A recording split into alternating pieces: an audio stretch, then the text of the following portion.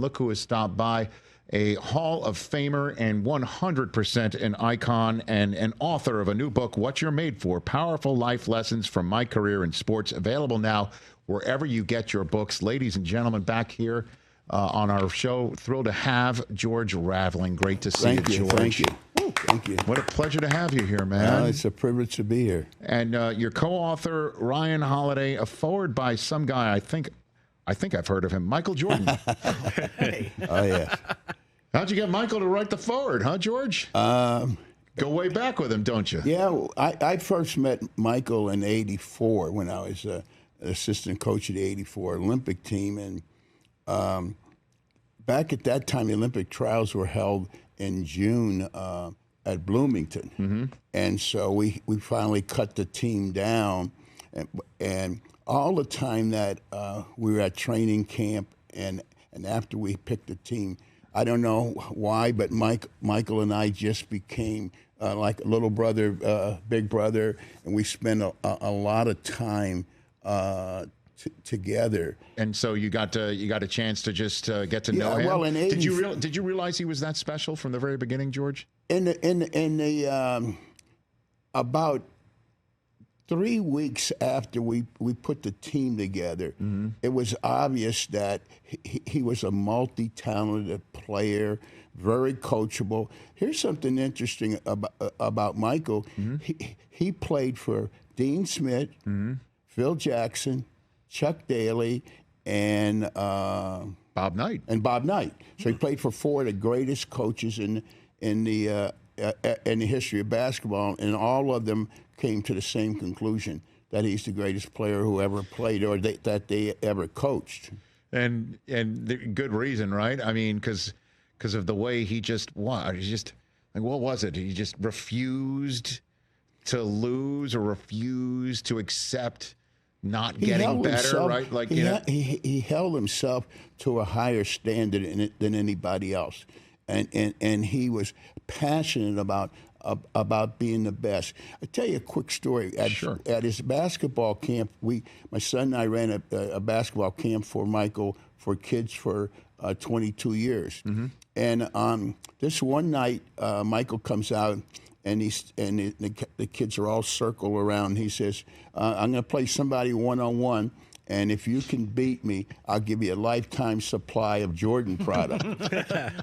and so the kid gets out, and he hits the first two, and because you make him keep it. Yeah. And so he hits the first two, and all of a sudden, Michael's playing like he's playing for the NBA championship. The next shot the kid takes, he smacks it out, he gets the ball, and then he ends up winning. So I'm taking Michael back to the hotel, and I said, Mike, why didn't you just let the kid win? What difference does it make? He said, Coach, there's never going to be anybody in the history of basketball who's going to say they beat Michael Jordan one-on-one, and especially a 12-year-old kid. But he held himself to the highest of standards.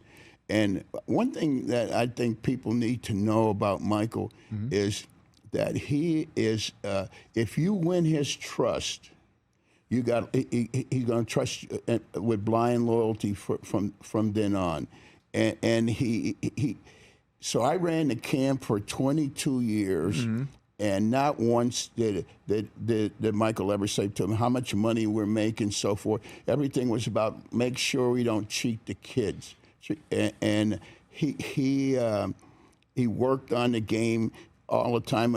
I can remember one night we're sitting under the basket, and this was when he was making the comeback, mm-hmm. and he says, I got to really spend a lot of time working on my mid-range game now because my body can't take hitting the floor constantly. Right. And he was definitely a student of the game. I can't get enough Michael Jordan stories, George Raveling, obviously, for many reasons.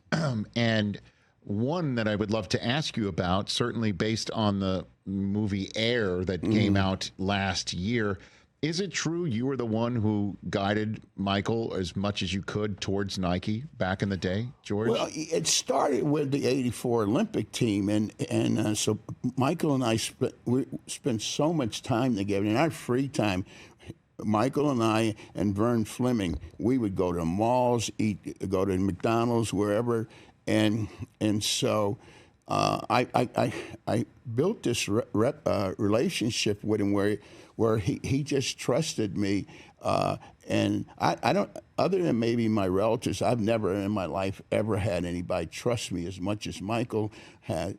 And almost to the point that the last thing I would ever want to do is disappoint him. And so we've had this unique relationship over time. In '84, after we won the gold medal, and someone asked Bob Knight. He says, "Bob, who's the best player you ever coached?" And he said, "Oh, Michael Jordan." And Michael came and never tried to shine. He just played his game. Interesting enough, in the Olympic trials in '84, yes, Charles Barkley was the leading scorer, leading rebounder, and leading in assists, and out of 80 players, and he didn't make the team. Well, I'm told, is it true that Bob Knight made you tell Charles? Yes. Well, so what happened is, we go in, and now we're going to get down to the final 12 guys, and so the other two assistants, C.M. Newton and Don Donaher from Dayton, we were Bob's three assistants. So we're in the room waiting for Bob for the staff meeting, and all of us agreed that Charles should be one of the 12 guys. And so we came in and we started the staff meeting, started breaking down the personnel, and Barkley's name came up, and we all said, I had him in my 12, CM did, and Don Donaher. And so when Bob asked each of us who the 12 guys were, and he saw that we all had Barkley, he was a little disturbed. He said, "Damn, I thought I put together a staff that knew something about basketball, but you SOBs don't know anything about basketball." He said, "Let me tell you something. I am not going to coach Charles Barkley. My mission is to put a championship team on the floor, not an all-star team on the floor." So anyway, wow. When the staff meeting's over, Bob says, "George, you stay." I said, "Okay, I stay." He says, "Look, go over and find Charles in the dorm and tell him that he's cut." So that was my assignment. So I got to go over and find Charles and tell Charles, "Hey, you're not going to make the team." He actually handled it pretty good. He said, after he cooled down a little bit, he says, "I don't care." He said, "All I wanted to do was to show these NBA guys that I can play at that level of it." And so he took it really well. But it would have been a little bit of a chore to coach Charles, because Charles' mouth runs a mile a minute. Boy. I'm sure Bob didn't. That's part of the reason why maybe Bob Knight had that reaction about Charles. Yes. George Raveling here on the Rich Eisen Show. So how did you get Michael to Nike? How did that happen? Well, that summer, Michael and I were pretty much inseparable. All during that summer, it dawned on me that he would be an excellent person to be in the Nike family, and so I talked to him about it. I say, after the Olympics are over, you should come with Nike. And Michael would always say, "Coach, I'm telling you, man, I am not going with Nike. I'm an Adidas guy." And I said, "Okay, what are you going to do if you go up there and they ask you, put up enough money that you can't say no?" He said, "I'm just going to take the contract back to Adidas and say, you match this and we got a deal." Well, at that time, there was no such thing as a signature shoe. And so in the contract, it said that Nike would have a signature shoe, Air Jordan, and so forth. And so Adidas did not want to do that. And Adidas refused to give a signature shoe to match that part of the contract. To match that part of the contract. And so then that left Nike, and he still really wasn't ready to surrender in that. And so now the thing is, let's try to get him up to Nike for a meeting. And so one day after we finished pool play with the '84 team, there was a free day. So I told Michael, I said, "Michael, come on, let's go over and meet Sonny Vaccaro's going to meet us in Santa Monica, and he wants to talk to you about the Nike thing. And Michael says, Coach, I'm telling you, I am not going. I'll go over here because I need to get you off my ass, He said, but he said, I'm going to go. And he went over and he listened and all that. And then he said, I asked him afterwards, what do you think? Same thing. I don't want to be with Nike. So Michael's mom now gets involved in it, and she says, if someone comes to you, son, and says, I can make your life much better and successful, don't you think we ought to at least listen? Let's go up and listen and hear what they have to say. And then if you still don't want to do it, then fine. But people try to pass around who got him to go up to the meeting. Well, the truth of the matter is his mom got him to go up to the meeting. If you go back and you look at the movie Air, yes, Affleck goes down to Florida to meet with Michael and tell him about the movie and ask him for his approval. And yes. So Michael said to him, I'll approve it on 3 conditions. And he said, what? He said, George Raveling has to be in it, Howard White has to be in it, who's a Nike VP, and his mother. And his mother must be played by Viola Davis. That's a true story, huh? Yeah, it's a true story. And he knew that was Michael's way of telling you, okay, you heard all these fictional stories. This guy did this and this guy did this.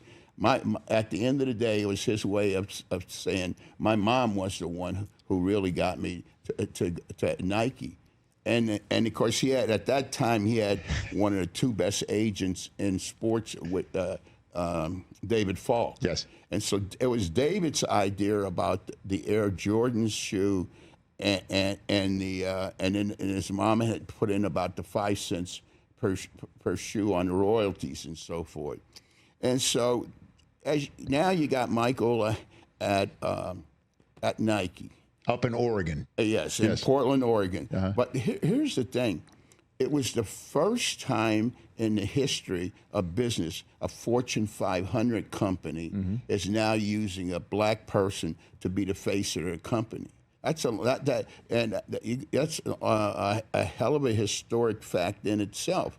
And then, of course, the rest is history with what he's done for the moving product over the years. And it's hard. I've said this to my wife a few times over the years. It's hard to go out for a day and somewhere you don't see someone with that swoosh sign on, and with that Jumpman on it.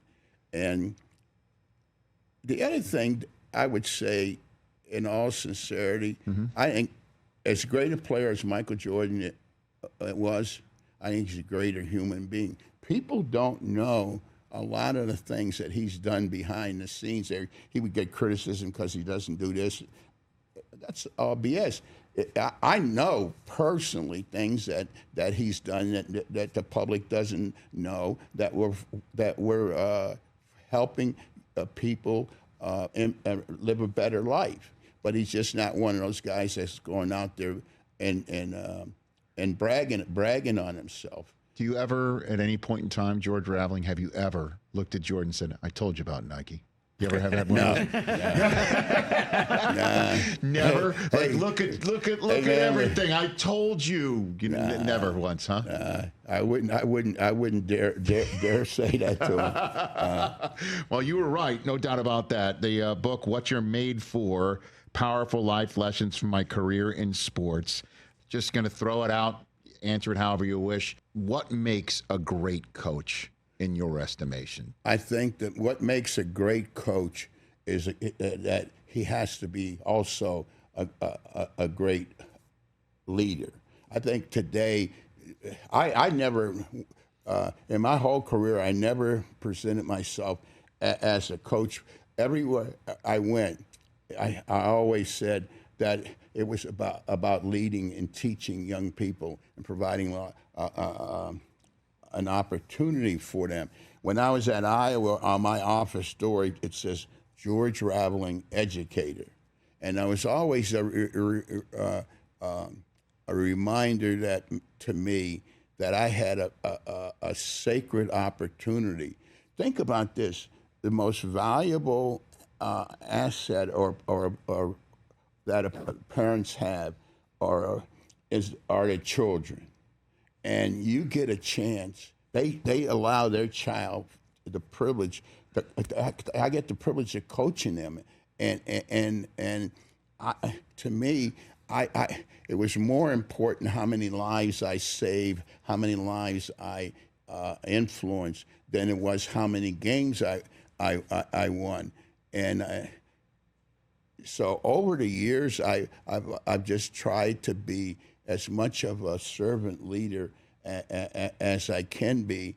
And here at age 87, my goal is to help as many people as possible live a better life.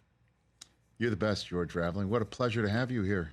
Thank you. On this show. And just hearing these stories and your recollections and how everybody should go out and get this book wherever all books are sold right now. What You're Made For. Powerful life lessons from my career in sports. Available now wherever you get your books. An honor to have you here. Thank you. Thank you. I appreciate it very much. Awesome. George Raveling here on The Rich Eisen Show. Catch The Rich Eisen Show live weekdays from 12 to 3 p.m. Eastern on Roku Sports Channel in the U.S.